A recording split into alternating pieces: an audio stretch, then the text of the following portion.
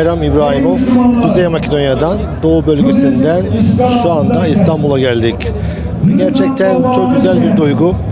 Biz olduğu 4-5 yıl programa katılıyoruz.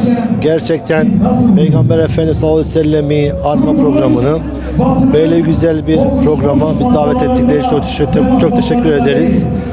İnşallah bu güzel programlara devam ettiririz. Yalnız Türkiye değil de dünyanın tüm ucunda aynı programlara devam etmesini isteriz. Gerçekten çok güzel bir duygu.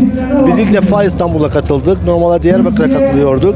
Yani gerçekten bunu beklemiyorduk. Gerçekten çok büyük bir coşku ve gerçekten peygamber sevdaları olduğunu gerçekten görmekteyiz. Allah tüm halkımıza razı olsun inşallah. Bismillah. İslam coğrafyasına, ümmetimize, kardeşlerimize dönük çok yoğun bir kuşatma ve saldırıların geliştiği bir ortamda yaşıyoruz. Coğrafyamızın tamamı, İslam ümmetinin tamamı, Müslüman halkların neredeyse tamamı bu saldırganlıklardan, bu zalimliklerden, bu vahşiliklerden şu anda muzdarip durumdalar. Tam da böyle bir ortamda Resulullah Aleyhisselam'ı anmak için buradayız. Resulullah Aleyhisselam'ı anmak, onu en güzel şekilde anlamayı, idrak etmeyi, onun mesajını, onun başta Müslümanların kardeşliği, Müslümanların adalet için mücadelesini ve zulme karşı direniş noktasındaki rehberliğini, örnekliğini, öğretmenliğini kavramayı ve bunun için çaba sarf etmeyi gerektirir. Allah Teala bu programı ve buna benzer bütün etkinliklerimizi Resulullah Aleyhisselam mesajını daha iyi kavrama ve hep birlikte gerçek manada ümmet olma bilincimize katkı sağlaması için dua ederek ben sözlerimi bitiriyorum. Bismillahirrahmanirrahim.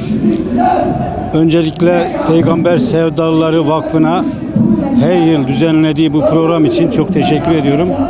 Peygamber Efendimiz'i ulusal çapta gündeme getiriyor.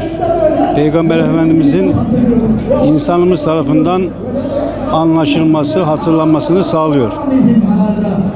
Öte yandan Peygamberimizin Aleyhisselatü Vesselam'ın tabii çok yönleri var. Bu yılki vahdet konulu vurgu da çok yerinde olmuştur. Teşekkür ediyorum. Efendimiz Aleyhisselatü Vesselam Mekke-i Mükerreme'de önce kabilecilik anlayışıyla parça parça olan insanları bir araya getirdi. Medine-i Münevvere'de Ensar ve Muhacir'i kardeş yaptı. Ensar parça parçaydı, onları bir araya getirdi. Sonra bir ümmet yaptı. Bu ümmetle dünyayı fethetti.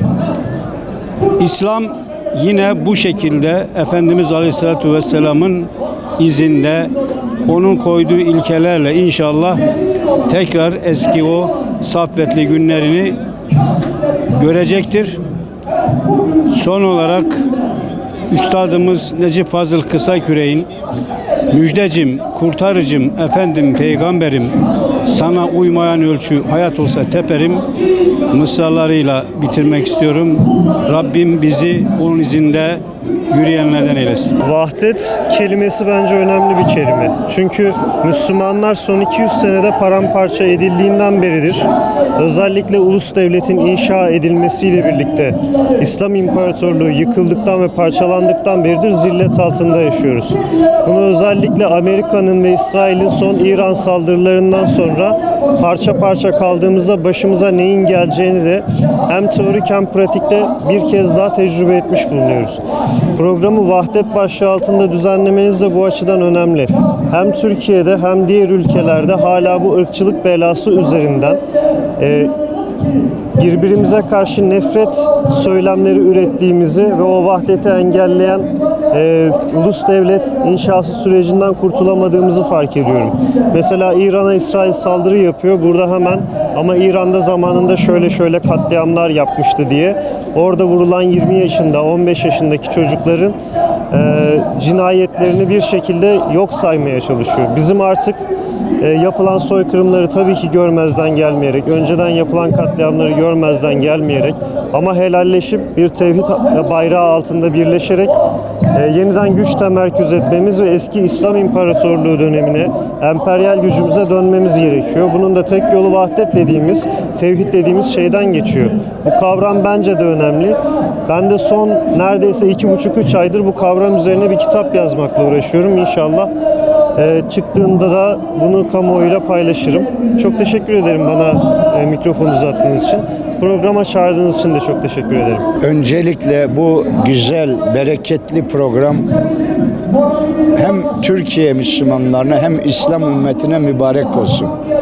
Yani maksat itibariyle, muhteva itibariyle çok bereketli bir program. Her sene yapıla gelen Kutlu Doğum, Mevlid-i Nebi merasimleri. Ve bu sene vahdet konusunun özellikle ele alınması zamanımız açısından, günümüz açısından, İslam dünyasının karşı karşıya kaldığı savaşlar, saldırılar, katliamlar, soykırımlar açısından çok çok önemli. Hangi anlamda? Burada konuşmalarda da ifade ediliyor.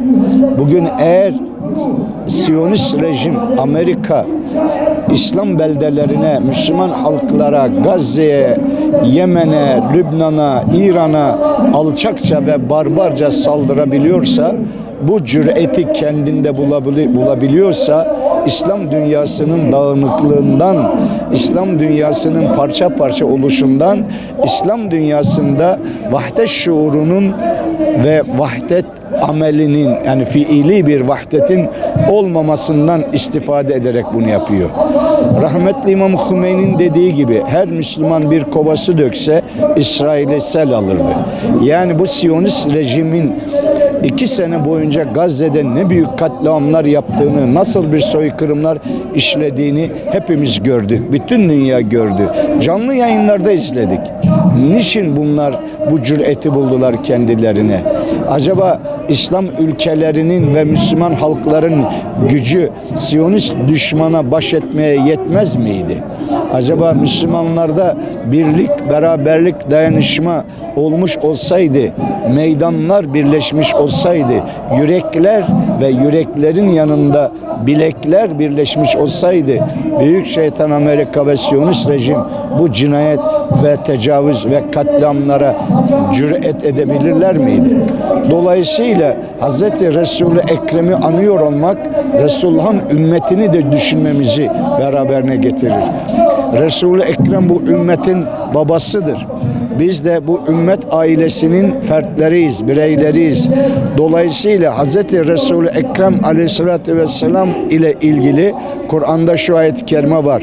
Size içinizden öyle bir peygamber geldi ki o size çok düşkün, çok merhametli ve bir zorlukla karşılaşmanız ona çok ağır gelir.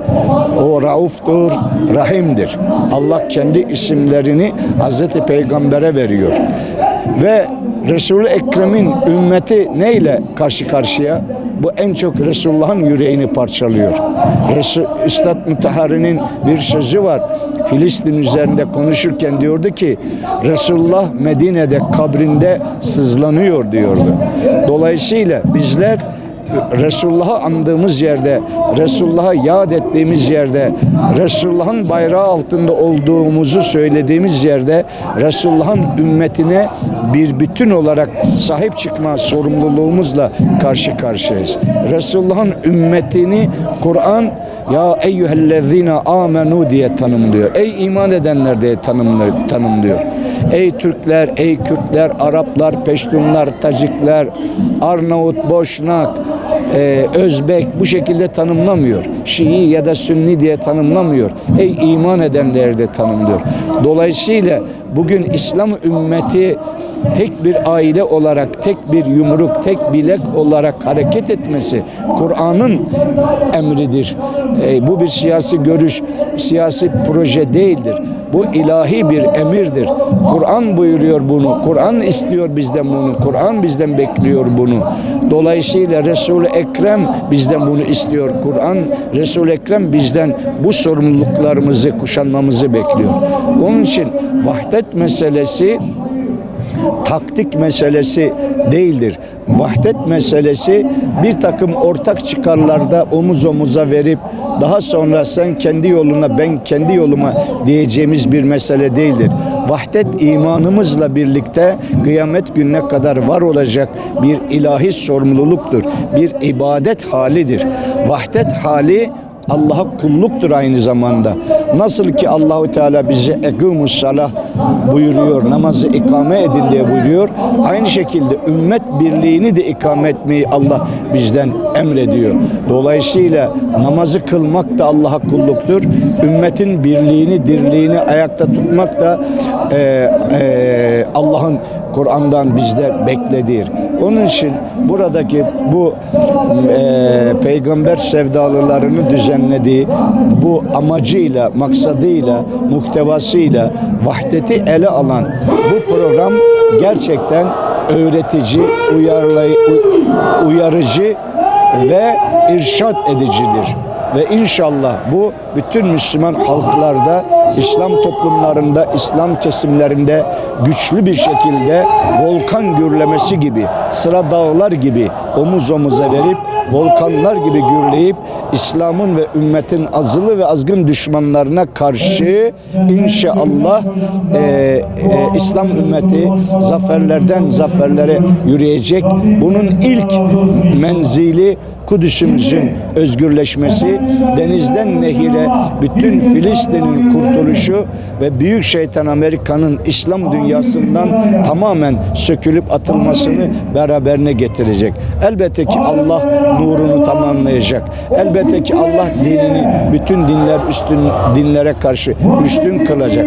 Bunu Kur'an buyurmuştur. Dolayısıyla bizler bu sorumluluğu, bu duyarlılığı tam bir gayret ve ciddiyetle yaşattığımız zaman bizim önümüzde zaferden başka, bizim önümüzde izzet ve azametten başka, bizim önümüzde İslam ümmetinin şanı şerefinden başka bir yol yoktur. Allah bizleri bu sorumlulukla doldursun ve bu yolda ciddiyetle adım adamlardan, vahdeti her halükarda yaşayan ve yaşatanlardan kılsın diyor.